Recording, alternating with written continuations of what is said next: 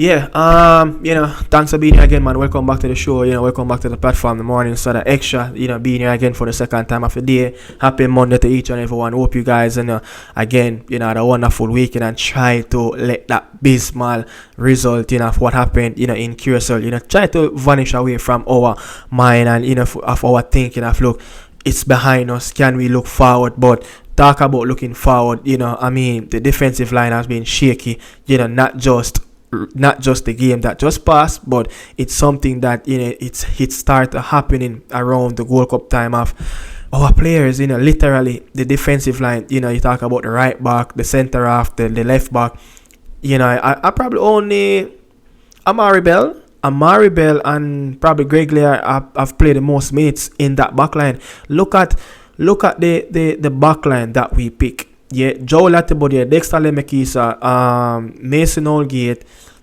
Richard King, Damian Lowe, Ethan Pinnock, Greg Lay, and actually Amari Bell. Greg Lay and Amari Bell, those two players, the two left back, they have played the most minutes out of the bunch of the players that we selected. So you will say it's a bench FC, but since Greg Lay came back from that September window, he haven't been really the same of not getting minutes week and week up, but he was one of the players that got back late, and the manager tend to always see the managers in the Championship, League 1 or League 2, whenever our players get back really late before a weekend showdown for their club team, they always give them the weekend off, or they will select them the team but not give them any minutes. But I heard that Greg Lay, it wasn't an injury, but he was struggling with a little bit of a fatigue of, his muscles were really tired after he played, the 2 games, back-to-back assists, in the September window as well. But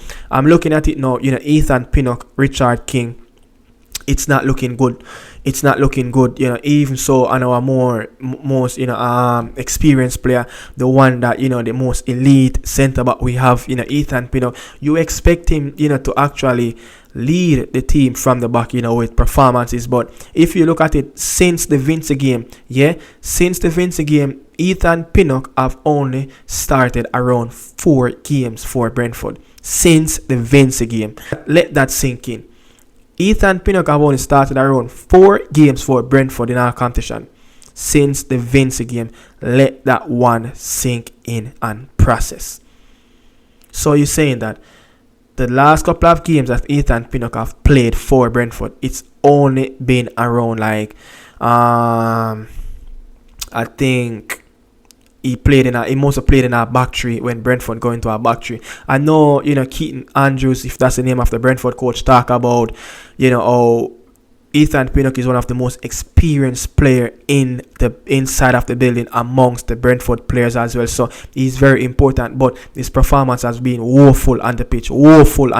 It shows, actually scored our own goal, in the Premier League. But for the reggaeboyz, it's not the proper way. If we know that Ethan Pinnock, can put in a shift for the national team. If you go back beyond the time of him, playing in the Vince game and actually in the Nations League and stuff like that, and when he just joined up with the team, he was better off than anyone else. His talent could show for himself. And now I'm looking at it, I'm hearing on different forums of the fans, calling out, Ethan Pinnock, let me know in the comment section, should Ethan Pinnock get dropped in the next game coming tomorrow?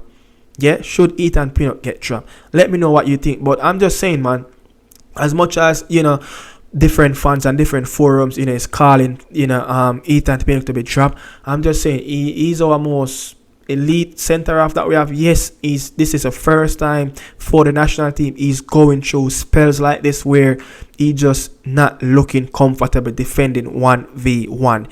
Yes, let that sink in. He's not looking comfortable at this moment defending 1v1. And I'm saying that we can talk about, Steve McLaren to drop Ethan Pinnock. We can say that Ethan Pinnock, not supposed to turn up for the next November window. We cannot say stuff like that about our own elite defender. Yes, he's going through a misery of spells at this moment, but this is a time to put in some constructive criticism around Ethan Pinnock name and also give him the respect and also back him back him to come through the spell. Give him and encourage him, some words of positive, words of encouragement that, look, yes, you are going through this abysmal spells, but at least, give him that little motivational speak, but not just to talk down on him. We don't really just want to go and dig in our players as soon as they put in, a run of, bad form in. Yes, make some constructive criticism around their name, but I don't like the fact that sometimes I saw comments of Ethan Pinnock should stay home, Ethan Pinnock should stay up on the bench, Ethan Pinnock forget Carlo. He's been one of our better defenders over the last couple of years since he made his debut. So it's understandable that players going to have dry spells, and it could easily down to have him not in getting enough minutes. This is the first time in many years that Ethan Pinnock is going through a little bit of a blip like this, and I don't want to bring it in and saying that the player career is declining at this moment. You understand? Minutes is very important. Minutes on the pitch is very important, and also his confidence has been shattered for club and country. He's making some hopeful defending decisions. His timing in positional awareness, the space, aerial doers, it's just not the style of Ethan Pinnock. So definitely seeing that the player is lack confidence. No, it is the time for the gaffer to look into Ethan Pinnock bad performances and say, look, maybe this is the time to put him on the bench, to let him reflect and see what is going on, and to help him as well. Show him back clips of the mistakes that he have made over the last couple of games, including go back into that Panama game, the last game after Gold Cup for us in the group stage. So he's not being one of the bright sparks, but his partner that partner with him in the Curacao game, Richard King, is another one. And you could say in that Curacao game, Richard King was one of the better players going forward. A lot of time he was underlapping, around Dexter Lembekisa and actually, Tyrese Campbell, and he actually, scored a goal, which I think it was just unfortunate that the goal got chopped off by VAR. You understand? So Richard King was one of the better players on the pitch for Jamaica against Curacao. But again, Richard King going to have to improve, man. He's going to have to improve with players running off his shoulder, his aerial duel. He's going to have to be a little bit more physical. The game not just going to play on the ground where the ball is at your feet. No, the game use a center of the game. As soon as attackers sense that you kind of fear for your life when it comes down to aerial doors, they're going to penetrate you in that area. They're going to do everything to get you to come up with them in our aerial doors, and he's going to have to be stronger, and he's going to have to to learn to read the game properly. And it goes back in mistakes that he made in games for St. Miriam versus one club, and it happened in our League Cup game, the quarterfinals away to Clemonard. It happened where he made a mistake, he gave away a goal. It happened the same type of penalty that he gave away. He gave something away, not just a goal, but it was a mistake when Levi Garcia chopped him out time sacks and leave him on the ground for pick up grass inside of the National Stadium. So and then he started a game again for his club team versus Clay Monarch in the league, in the Scottish Premiership, and you will say he should do better in those situations, because when your back is against the wall, when you're not getting the maximum minute that you wanted on the pitch, when you get your break off the bench, you have to. Who will be the perfect combination for the back two? Who will be that perfect combination for the centre half, to partner each other going to that game tomorrow? Is it Mason Nolgate and a Richard King, Damian Lowe and a Richard King? I don't know, man. I'm just saying. I think Ethan Pinnock, will. I think it should be okay for Ethan Pinnock to bench tomorrow, but can the coach make those big calls? Can Steve McCarron make those big calls and start to prove to his more elite players that, look, if you are not performing, you're going to find yourself on the bench, just like what he said in the last post-game show, for the Gold Cup, that he said players, big name players, they're going to have to feel it. They're going to have to start to perform. People who think they're comfortable in this squad, we've all had a wake-up call. Else, they're going to be, their head going to be roll around the place. So we need to start to see the coach have some standard around the players that are not performing at their best for the national team. Look at how things really bad at this moment, especially for the backline. We don't have the luxury to drop players who aren't playing enough minutes for their club team, because guess what? Literally more than 90% of them not playing any minutes for their club team.